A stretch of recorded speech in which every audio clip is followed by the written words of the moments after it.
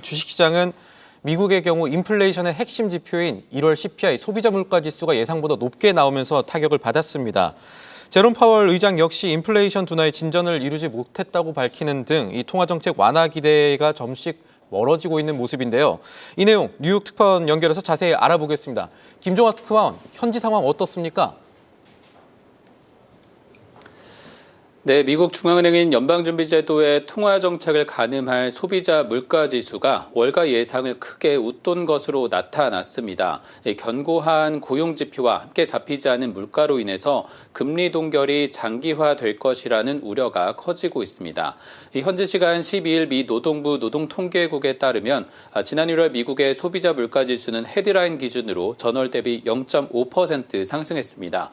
이걸 소수점 둘째 자리까지 나눠 집계를 해보면 0.47%가 되는데 하루 전에 월스트리트저널에서 집계한 월가 컨센서스 0.32%를 크게 웃도는 기록이 됩니다. 1년간 물가 상승폭도 예상을 0.1%포인트 웃도는 3.0%를 기록을 했습니다. 변동성이 큰 식품과 에너지를 뺀 근원 소비자 물가지수 역시 컨센서스보다 0.1%포인트 높은 0.4%를 기록했습니다. 역시 0.45%까지 둘째 자리를 볼 수 있는데 이렇게 되면 지난 12월 기준 0.2% 올랐던 상승폭의 속도가 물가 상승의 속도가 더 가팔라졌다라고 볼 수 있습니다. 전년 대비 상승폭은 3.3%로 시장 예상이 3.1%보다도 역시 높았습니다. 이번 물가 상승의 여러 배경들이 현재 점검으로 설명이 되고 있는데 조류 인플루엔자의 영향이 미국 내에서 번지고 있습니다. 이로 인해서 달걀 가격이 지난해 하반기에도 크게 상승했고 1월에는 2015년 6월 이후 가장 큰 폭인 15.2% 올랐습니다. 이로 인해서 식품 물가가 한 달간 0.4%나 올랐고 휘발유 가격도 강세를 보이면서 에너지가 1.1% 뛰었습니다. 이를 제외한 핵심 요인으로 보면 주거비가 여전히 고질적인데 한 달 만에 0.4% 상승을 하면서 전체 상승분의 30%를 차지했고 그동안의 상승폭을 그대로 유지한 모습이 나타났습니다.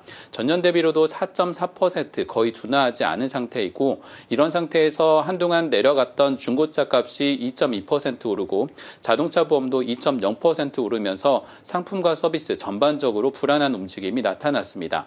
이번 인플레이션 지표가 크게 상승하면서 도널드 트럼프 대통령은 소셜미디어 트루스 소셜에서 바이든의 인플레이션이 올랐다라면서 금리 인하는 새로운 관세 정책과 관치해야 한다라고 연준을 다시 한번 압박을 했습니다. 하지만 이런 트럼프의 발언에도 연준을 이끌고 있는 제롬 파월 의장은 정책에 당장 변화가 없을 것이라는 점을 재확인했습니다. 파월 의장은 이날 하원 금융서비스위원회에서 이번 소비자 물가지수가 거의 모든 예측을 상회했다라면서 한두 차례 혹은 단기 지표에 과도하게 반응하지 않겠다라고 밝혔습니다. 그러면서 인플레이션 목표에는 가까워지고 있지만 경제도 강하고 노동시장도 탄탄해서 정책은 당분간 제한적으로 유지하겠다, 즉 동결을 유지하겠다라고 밝혔습니다. 파월 의장은 앞서 하루 전에 있었던 미 상원은행위원회에서도 현재 통화정책 기조는 이전보다 덜 제한적이고 경제는 여전히 강하다라면서 정책 조정을 서두르지 않겠다고 밝히기도 했습니다. 월가에서 집계한 금리 전망을 현재 살펴보면 올해 첫 금리 인하 시점은 이제 5월에서 6월로 또 밀려났습니다. 16개 예측 가능한 현재 기관 가운데 9곳이 6월 인하를 예상하고 있는데 다만 희망적인 점은 25bp가 아니라 한 번에 50bp, 즉 0.5%포인트를 내릴 수 있다는 전망이 골드만삭스, JP모건, UBS 등에서 나와 있습니다. 하지만 선물 시장은 여전히 6월 동결을 63%로 반영하면서 하루 뒤 생산자 물가와 다음 달 초에 나오는 고용지표까지 시장의 불확실성이 이어질 전망입니다. 지금까지 뉴욕에서 전해드렸습니다.